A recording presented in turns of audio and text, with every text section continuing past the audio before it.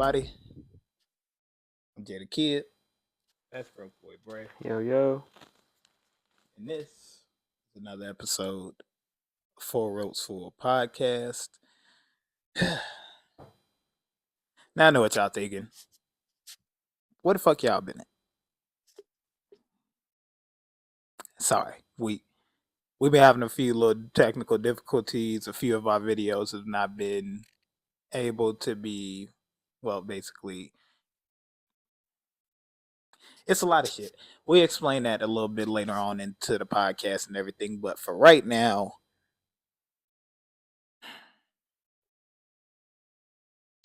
what you got on your mind, Bray?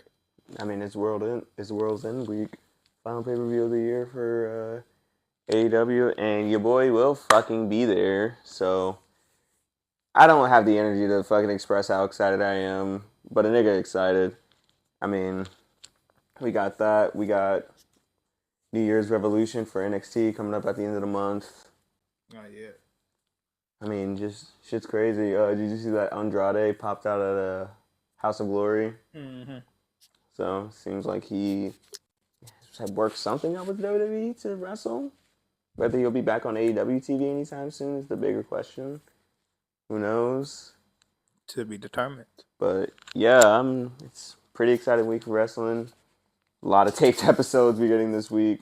But I mean, we're still getting the normal episodes like we're getting, if I'm not mistaken, I think it's obviously Raw on Monday, NXT Tuesday, Wednesday is going to be Dynamite, and Thursday on Christmas is going to be Collision since World's End is on Saturday. The one thing I hate about these pre-taped shits is social media. Man. Y'all niggas ruined wrestling. So far, I haven't seen anything from these new recently taped episodes of Dynamite and Collision, because I think Collision's happening tonight, but I think they filmed Dynamite last night in New York, if I'm not mistaken. And I haven't seen anything as of yet, but man, I got spoiled like a motherfucker when it came to like this past Collision that happened last night. Mm-hmm. I saw everything on Wednesday because they did a double taping in Manchester, and god damn it, they spoiled the fact that Mercedes dropped her belt to fucking Alex Windsor, and that shit pissed me off so bad.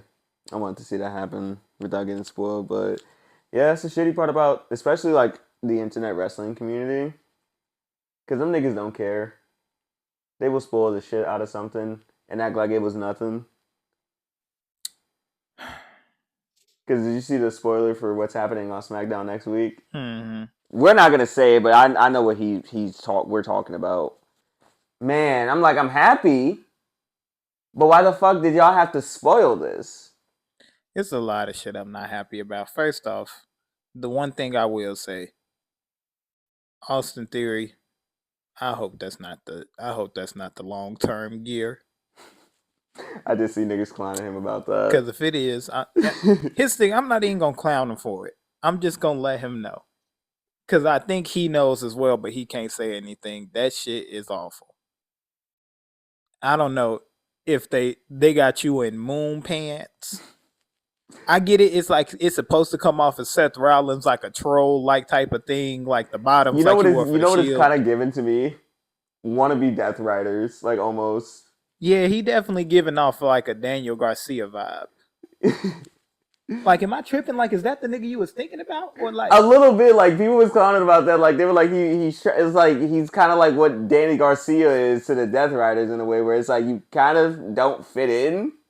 It's like you switch your ring gear up, and it's like, wow, you really don't fucking fit in. It's just like he would fit in to this a little bit more if he was still that cocky, arrogant. And that's what I'm saying. Like, I don't get why they're trying to make him like a more serious character. When one, we know Austin Theory can wrestle. That's not nothing. His mic skills, yeah, that can get improved a little bit, but I didn't think it were half bad. They literally just have to keep him the exact same week. I mean, this group is all about cockiness. So we got Austin Theory who's trying to be serious now, when it's like, no, dude, he should be laying niggas the fuck out and still acting like the same dickhead we actually kind of appreciated him being. It's just like Grayson Waller split up from these niggas, and it looked like Grayson Waller was gonna be the one to get in the title picture a little bit quicker. Mm-hmm. just for him to get lost in a New Day. I don't. Bray, I'm gonna say that again. Just to get lost in the New Day. I just don't understand how they even got associated together. Love New Day, love Grayson Waller. Triple H needs to see that this is not working out at all. He needs He needs to see a lot of shit isn't working out, which is Like- why we had that conversation in the group chat on Friday about them saying they don't want to hire good new talent. It's like, yes, good. That is a great thing. Stop hiring so many niggas. But You do not have plans for them. Like the one, like I will still critique Tony Khan for having a bunch of people he still doesn't use, but he actually gave us an explanation. He would rather have somebody just sit than just have them pop up on TV if they're not going to do something prominent. And I was like, and I respect that because he at least lets him go still do indie dates, so it's not like they're not making money and shit. But I respect the fact that he's like, I'd rather just not have somebody on TV if we're not having concrete plans for them than have them just be there just to fucking be there. I agree with you. I mean, the one thing I don't agree with, though, when it comes to not wanting to hire talent, it's a lot of vets that you can put in certain situations with these young kids, what y'all call young kids, into WWE and literally help make these motherfuckers. Because just imagine in a couple years if Kenny Omega decided to retire, he want to do a couple matches in WWE. Who you put him against? Because Roman Reigns and Seth Rollins might not be wrestling in the next 6 years. Shit, I'll be even. I'll say 4. It's like, who you gonna put against some of these vet guys that want to like have day reunions and like these like end of day like tours and shit like that? Like, you gonna want some people that wants to face him that want to face AJ Styles one more time. So who's to say? I'm extremely worried about his retirement run and how this is gonna play out because one, I wouldn't even call it necessarily retirement run. It seems like once he does Mania, that's his contract's up. I think he said it's like right up after Mania or like at Mania is the end of his contract. At Mania, I ain't gonna lie to you. If maybe he retiring at WWE and then really finishing up in TNA. Like he would have a 90-day hold if WWE doesn't pull some Andrade shit. He would have a 90-day hold, but like some people are like he could slide over to AEW and have some matches. But it also seems like AJ when he retires, he might actually be done like Cena. Yeah, I don't see AJ Styles being somebody that's disloyal to somebody. That's what I'm saying. Like he would probably. I think when he wraps it up, he's just gonna be done. He'll maybe do a match or two somewhere else, but I think it'll be like it would have to be like a very, very like he would have to be like, okay, I really want to do this match. It would have to be a TNA match. I can't really see him doing anything else. Honestly. AEW might have been something on my mind, but I dead ass think he loved Japan so much he would do Japan. That's what I was saying. He might honestly want to do Tokyo Dome, so he might do TNA. Yeah, I would say he could probably do like Tokyo Dome at the Wrestle Kingdom 21 because they already got 20 booked out for this year. Like it's maybe 3 places because I mean, as much as like he probably don't want to go to Dynamite for real, he would have to sign with AEW to get to Ring of Honor. No, he wouldn't. He can go straight through Ring of Honor. He can go straight through Ring of Honor. I thought Tony bought them. He is, but there's still Ring of Honor talent that is not signed to AEW technically. They're exclusively Ring of Honor talent. Sometimes they will go over there and it'll work that, but those are still 2 separate entities. Oh, okay. Yeah, that's why like Ring of Honor isn't on like HBO Max. They're still considered 2 separate entities. Like Tony owns them both, but Ring of Honor is still considered his own. That's why people are saying like he should rebrand it to AEW Ring of Honor because as it stands right now, Ring of Honor is their own company. That's what I was saying. So if he wanted to just do Ring of Honor, he very much could, and then if he wanted to do some shit with AEW, Tony can make that bridge happen. Okay, I respect it. Low key, I give him that. But I mean, yeah, we're in the year of wrestling here soon, so like, not too much crazy shit's gonna happen. Then at this point, we're just at the waiting game for Royal Rumble, which doesn't happen until the end of January. And then let me just ask this: if Jade Cargill's still women's champion at the Rumble, Are we setting up for Bianca and Jade? And that's what I don't know because obviously we have still no timeline on when they're expecting Bianca back. It's been a year, gang. Damn near a year since we seen her on TV. Yeah, almost. But I guess it wasn't just her hand. I guess it was something else, kind of like a Jay White incident where it was like it was one injury, but they had a lingering injury, so she decided to take care of that too, and I think that's why it got extended out. Here's the thing: I'm not even talking about her. But damn, can you give us some type of update? I'm not saying, oh hey, she'll be back in this day. And that's what I'm saying. I just need to know, is Bianca Belair still gonna be under WWE contract here shortly? Or is y'all gonna be like retired? I mean, like, bad goods, like, because that would be the dumbest shit ever. You lose Bianca Belair to the Indies, whatever her new name is, stamp it because they paying Bianca Belair to show up. And that's the thing. I don't currently know the status of her contract. I don't know. I don't remember when the last. I don't really think actually since I've started wrestling, I've seen any updates on her contracts. I don't know if she's like recently re-signed or anything. And then obviously they're not promoting her for Mania. So the only other thing I can think of that's 100% not true, but would be a good ass got you, y'all niggas can't ruin my moment type of thing, is if Bianca Belair was pregnant the whole time. And just randomly in like a few months we see her post the Instagram photo of a baby hand and her hand and Montez's hand. Because if they post that shit, oh, hold on, it's the biggest fuck you. I just found an interesting article about Bianca. Oh, according shit. to a new report from Deadline, this was back in November. Oh, okay. Bianca has signed a new contract with the creative artist agency CAA. That means that Bianca Belair has become the latest WWE star to take on a representation as they look to expand their brand beyond the world of pro wrestling. The EST was signed with WWE in 2016. Okay, doesn't mean we don't need any of that information. So yeah, no actual information on her contract, other than that she just signed that new deal, which seems like she might be trying to broaden her scope. So who knows? Hopefully they don't lose her. But who knows, honestly? You never really know. It's just like we never got a payoff to this big three shit. Not at all. I mean, I can't blame nobody for real. Jade's there. Jade been present. Jade been in WWE, been on television this year longer than both of the women. Bianca Belair, it's a moment sometimes. She made it to Mania, then we haven't seen her since, and then Naomi made it to SummerSlam, then got pregnant. Yeah. But through all of this, when Jade came back, she was there. She's still been here. Mm-hmm. And the fact that like now, like Jade got to take the step to basically move forward and be one of the big three members that actually show up at Mania.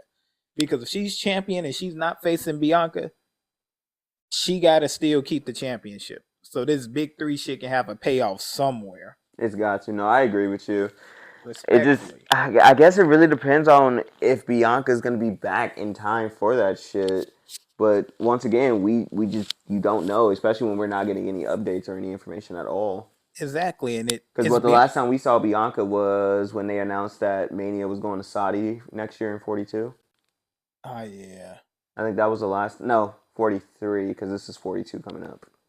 Yeah. I think that was the last time we saw Bianca. But even then, we didn't get any update on her status. She was just, it was kind of like Liv Morgan, where they were there, and then Liv Morgan popped out a month later because she was actually ready. But I'm gonna be real, WrestleMania. If it's gonna be in Saudi Arabia, that stage setup better be a motherfucker. I think it will. It need to be the one of the best, because if American fans can't get there, I got one thing to say. I don't care. I'm not gonna lie to you. I can't get there either, motherfucker. But that's why they created WrestlePalooza to try to substitute it for when they do shit like that. That shit ain't gonna work for no goddamn body. The fuck, you take the Rumble over there and call it the greatest Royal Rumble, and then the nigga that wins the greatest Royal Rumble literally didn't get shit. He got a green belt, and we ain't seen that bitch on television since. Bro, he's not even with the company anymore. No, I meant just the title. Oh, yeah. That bitch showed up just for that pay-per-view and nothing. And then months later, you motherfuckers turned off and do a real Rumble for a WrestleMania shot. So what the fuck was the greatest Rumble for? That's, you know what? That's all Vince, I believe. That was still during his era. WrestlePalooza is just trying to do that's the same fucking shit. It is. You not gonna basically set this shit up and make it seem like, oh, this is the most important pay-per-view of the year, just for the shit to turn around and be like, oh, well, I mean, we did the best that we could. We wanted to give a good brand for ESPN and fans all over. Cool, but the way it was set up basically was just like, all right, we gonna put something on the air. We gonna put something on the air for you fans so you niggas can be appreciative. AJ Lee coming back, great. WrestlePalooza match, meh. War Games match, put a little bit more respect on AJ Lee for me. I just don't want her being taken off of TV even longer. Like, if she just gonna come in and out like pause. If she just gonna keep going through on these storylines and everything, like if she gonna basically pop in on Becky and fuck up her opportunities and shit like that, can she start doing that shit on a weekly basis? Cause she gotta be traveling with Punk. She gotta be traveling. And if she not traveling all the time, it's like she eventually going on the road with this nigga. And she got a Legends deal. But what type of Legends deal is this? Because So it what is feel like believed? So when the initial reports came out, it was saying that she's full time, but now it's believed that it was just a part time contract. I can understand part time, but at the same time, y'all make it seem like she back and she coming for blood. They did like, very much market it as like she's back, she's gonna be wrestling on a frequent basis. When it's like, no, you should have been like, she's on a Legends contract.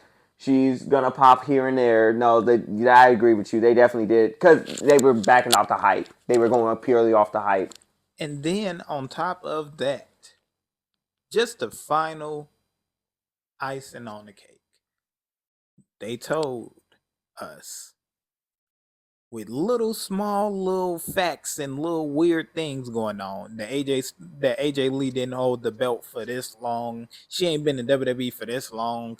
And then they let her walk out with the Women's Intercontinental Championship for an entire week. Y'all let her keep Becky belt. If that was any other wrestler, any other dickhead, y'all would have made them give the world title back. We know this because Seth Rollins had to relinquish the belt. And the nigga that took it from him still kept the belt. Seth Rollins, storyline wise, would have had to go to the hospital. They do the checkup that night and say, Seth Rollins not gonna be wrestling for a while. We gotta go. We gotta do a tournament or do something to announce a new champion. The nigga who has the belt now, I don't know any other company that wouldn't have been like, all right, nigga, I don't care what time it is, nigga, you bring this belt back now. Yeah, no, you need to bring the belt back. Like, nigga, you work for me. This is not you the guy that can change the landscape of wrestling. Nigga, if I fire you, you have to go try out for the NFL again. Bring this shit back.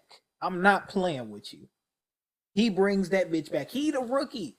Y'all forget y'all can send this nigga home? Fuck if he a Steiner. Guess what the fuck he gonna be? A stoner, because he gonna be sitting his ass down on the couch watching wrestling. Eating big ass pizzas, mad as hell at the world because he not here. The fuck is we? Oh, I mean, he can keep the title. He run fast and get spear, nigga. I got the chance to fuck up your income.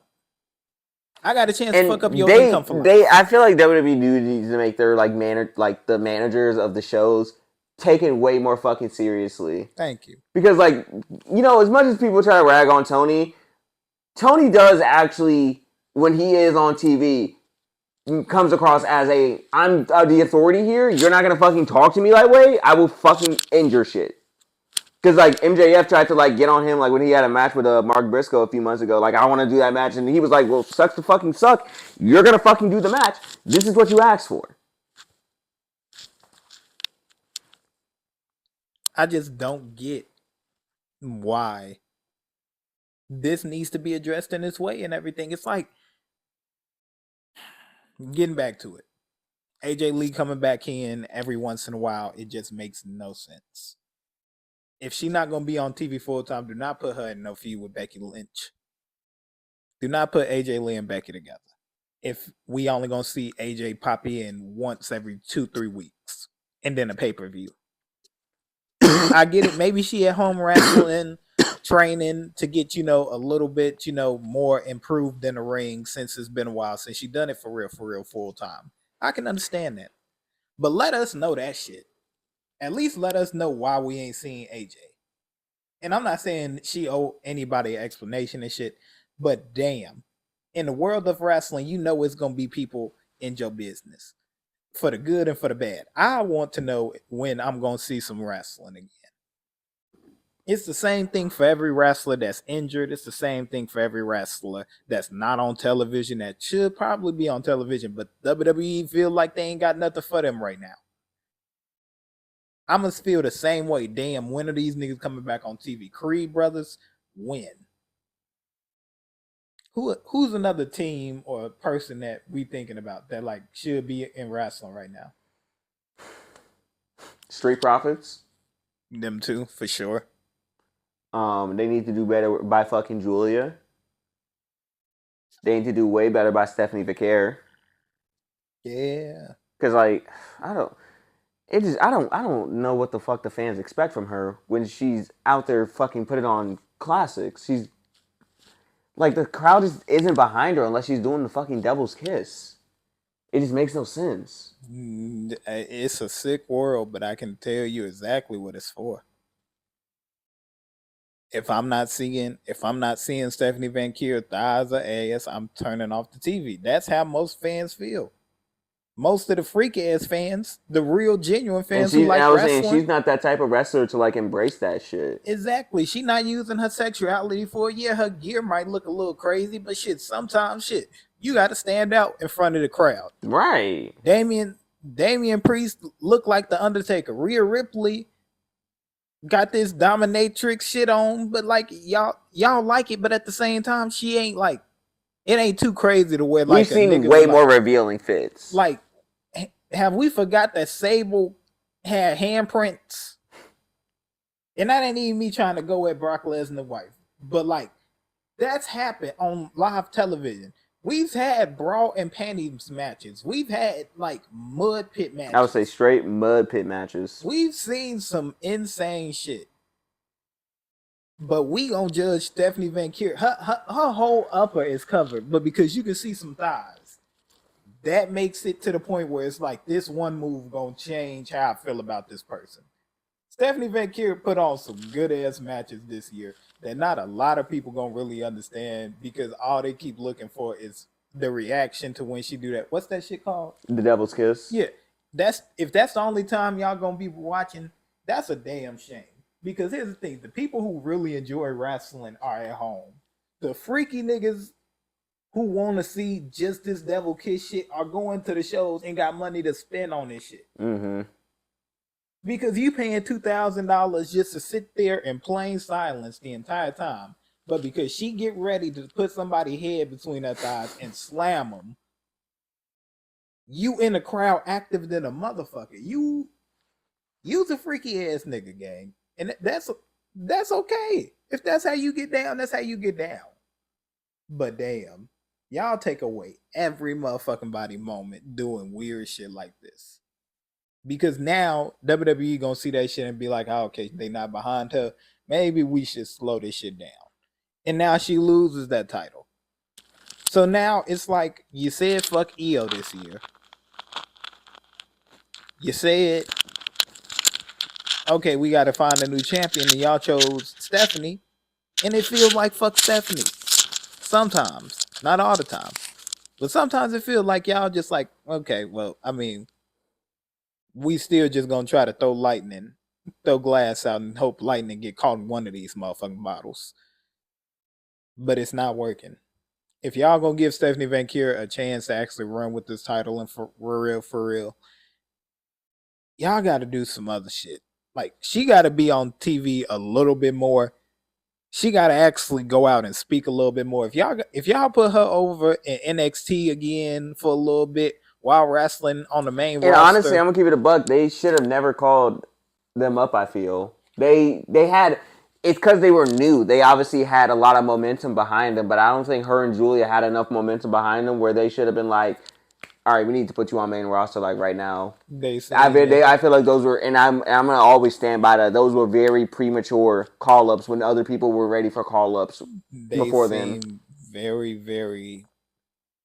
They seen the heat on these girls. They was like, oh, okay, these motherfuckers gonna blow up. Like, regardless, like we need them up there now. But here's the thing that fucks it up the most, since that's the reason why 9 times out of 10 they seen exactly how much money could be made with bringing them both up. But both of them feel like they still kind of underwhelming to the crowd and everything. Just because, like you said, I do agree they needed maybe another year, maybe a year and a half. I would say they weren't even in NXT for a fucking year. They were in NXT 5-6 months, 4 or 5 months. I think it was like 6, 7, something like that. And I'm saying that as a joke, but it was somewhere around there. It wasn't near a year though. They weren't, because Stephanie wasn't even with the company for a year at that point. She just would have passed a year in like August, like July or August. She would have just passed a year in the company. If that's how they rocking with this and everything, I mean, fuck it. I can't. Right, we as fans can only fucking have our own opinions, but That's definitely don't agree with it. That's my opinion on that shit. I mean, low key, but you know what? And then we can talk about, for these last couple of minutes and everything, we're gonna make these 2 little short episodes and everything. So you're gonna see a part 1 of this, and then you're gonna see a part 2 of this. So y'all niggas stay tuned for part 2.